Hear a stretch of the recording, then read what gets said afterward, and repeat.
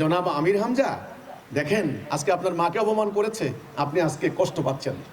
এটাই অপরাজনীতির ফল। কুষ্টিয়ার আপনার হলো বক্তা, ধর্মীয় বক্তা আমির হামজা, উনি একটা দুঃখের একটা কথা বলেছেন। আমরা ওনার একটা স্ট্যাটাসে পেয়েছি, ওনার মাকে মানে অপমান করেছে। উনি বলেছেন আজকে আমার মাকে অপমান করেছে। দেখেন উনি কিন্তু সহ্য করতে পারেন না, কিন্তু মাকে অপমান করলে সন্তান সহ্য করতে পারে না। রাস্তায় ওনার মাকে কে কে অপমান করেছে। আমি এখানে এই কথাটাই বলেছি যে জনাব আমির হামজা, দেখেন আজকে আপনার মাকে অপমান করেছে, আপনি আজকে কষ্ট পাচ্ছেন। এটাই অপরাজনীতির ফল, এটাই অপরাজনীতির ফল।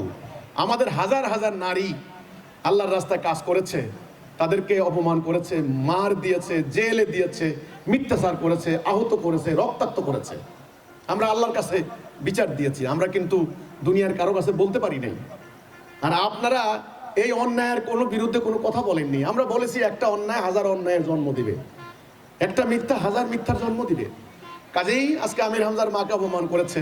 আজকে আমরা দেখলাম জামাত ইসলামীর বহুত নারী কর্মীদেরকে বিভিন্ন জায়গায় মানে পাড়ায় মহল্লায় অসম্মান করা হচ্ছে, চরমোনায় নারীদের উপর হামলা হচ্ছে, এই যে ধর্মীয় সংগঠনের নারীদের উপর হামলা হচ্ছে। ওনাদের মানে পর্দা আছে, মানে লেবাস আছে, ওনাদের ভাষ্য মোতাবেক আর কি, অর্থাৎ হিজাব করেন, মানে অর্থাৎ সব কিছু ঢেকে মুখটু কিছু দেখা যায় না, এমন ধরনের নারীদেরকে বেজ্জতি করা হচ্ছে।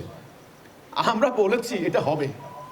আজকে আমাদেরকে হামলা করেছে, আপনারা তখন বলেছেন এই হিজবুত তৌহিদের মেয়েদেরকে যেখানে পাবে সেখানে একেবারে সাইজ করে দিবা, অশ্লীল গালাগালি করেছেন।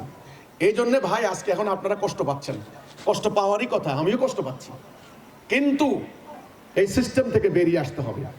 এই হানাহানির রাজনীতির মধ্যে আপনারাও ঢুকেছেন, ওই যে রাজনীতিতে ওরা ঢুকছে আপনারাও ঢুকছেন। কাজেই এখন এই পরিণতি সবাইকে ভোগ করতে হবে, এটা যেন না করা লাগে। আমরা বলেছি চলমান বিদ্যমান এই অসুস্থ ব্যবস্থা থেকে আমাদেরকে বের হতে হবে।